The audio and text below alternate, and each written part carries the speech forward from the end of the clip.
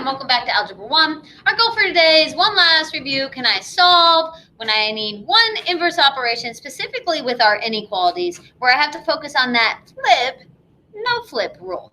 So picking up in our note packet with equations and inequalities, and more specifically with our inequalities. Friendly reminder, an inequality is a mathematical sentence that is formed by placing in any one of the four inequality symbols in between two expressions. So our problem will look like expression greater than expression, or expression less than expression, expression greater than or equal to expression, or expression less than or equal to expression. I can have any of those four scenarios, and I have what's called an inequality. We solve them identically to when we're solving equations with one special rule of flip or no flip. Once we're done solving, if we're not in variable first order, my suggestion would be to flip-flop the problem back to variable first order, because that's the one that helps us the best with our graphing of our solutions, or our picture version of our solution. So if we have a variable that's greater than a number, we will have an open circle shade to the right. If we have a variable that is less than a number, we'll have an open circle shade to the left. A variable that is greater than or equal to a number will have a closed-in circle and shade to the right. And a variable that is less than or equal to a number, that will create a graph that has a closed-in circle and shade to the left. So yesterday we skipped around a little bit going through our solving. So I want to go back. We're going to look at two additional examples when I'm given add or subtract. When I'm given add or subtract, I don't have to think about this flip, no flip rule. And then we'll go back and look at two more that are multiplies and divides, where I have to think about the flip, no flip rule. So picking up with our addition, subtraction, inequality examples, negative 12 is greater than m minus 7. Since our original problem here, again, I would do my box here. It will help me focus on the side that I need to remove stuff to get the variable by itself. I need to remove the subtract with this same exact number. So the inverse operation here would be to add, and the number is a 7. And we have to do it on both sides. So we have a negative 12. We need to add 7. Since we're adding or subtracting, no flipping, so this is staying as a greater than. And then we have this m minus 7. We're going to add 7. All right, on the side with our variable, these minus 7 and plus 7 cancel, leaving us with an m, which was our goal, get the variable by itself. On the other side, we'll do our, in this case, adding negative 12 plus 7, and we'll end up here with a negative 5. All right, that's our answer. However, that answer is not in variable first order. And this is not the flip, no flip rule. This is just, can I get it in a way that helps me graph my solutions? So off to the side, right? That's my answer. 1 step, 2 step, 2 points. Off to the side, if I need this version where m is in front and negative 5 is in the back, and I would have to make that a lesson to help me know that I should be shading here to the left. I don't care if you use this version or if you use this version. They both are telling me my solutions are to the left, so be careful. So that other one over here, m is less than negative 5, just helps me see where my solutions are a little bit better. Negative 5 down the middle, negative 6, negative 7 getting smaller, negative 4 and negative 3 getting bigger. Open circle, because negative 5 is not a solution, and then remember, we want things smaller than negative 5. So we should be shading here to the left. So even if I use this statement here, it tells me I'm shading to the left, so be careful. If you don't see that, I go off to the side and flip-flop so that the letter is in front person, which is fine. All right, number 4. We have 6 is less than or equal to 13 plus j. So again, this one's backwards again, so in the end, you might want to make it variable first order.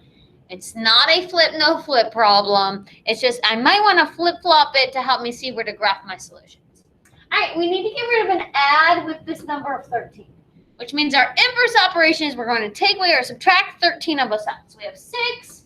We're going to subtract the 13 from it. Order matters there, so be careful. Over here we have 13. Most of you have been showing that you want to put your minus 13 right here before the plus j. But again, I could put the plus j and then the subtract 13 behind it. So if I want these things that cancel side by side, that's perfectly fine.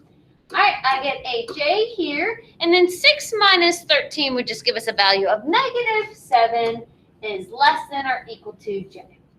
All right, that's our answer. So -7, -8, -9 getting smaller, -6, -5 getting bigger. It's an equal to, so it could be equal to -7. So when I start here at -7, I should be shading it. So I have two options from here. I can use this sort of backwards answer to help me know I should be shading to the right.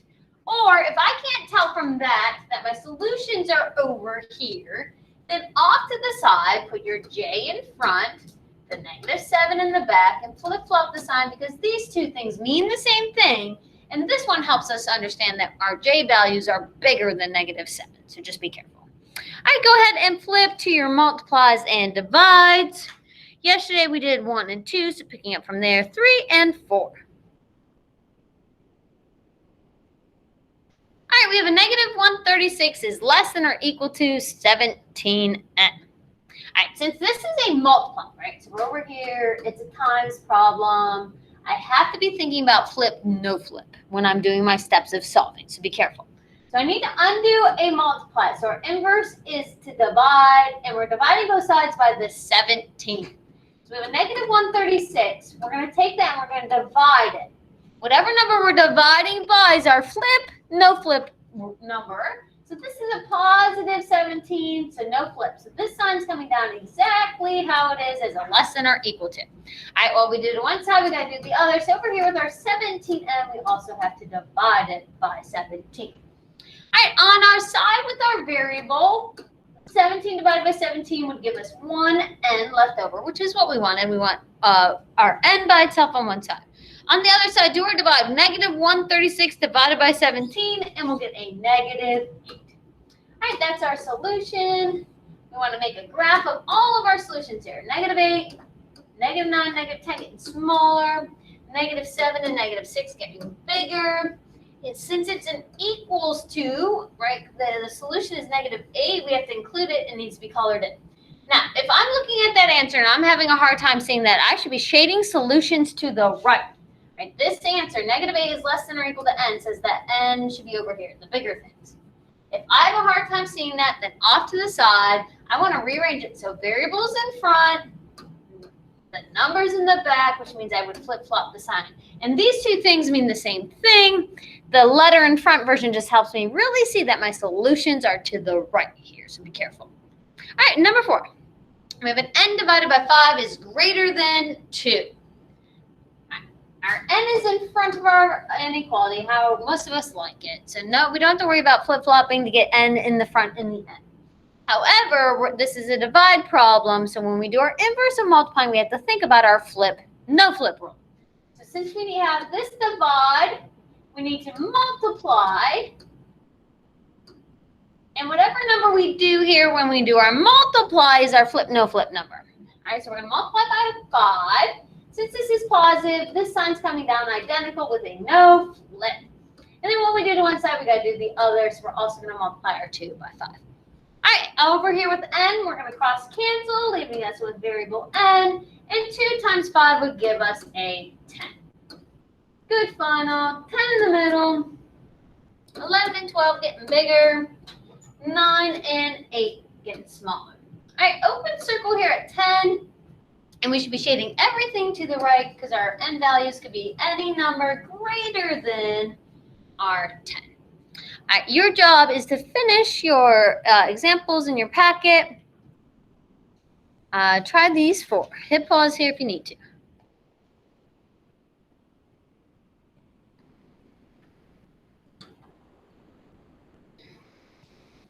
All right, hopefully at this time you have your 4 solutions and graphs. Let's look at them.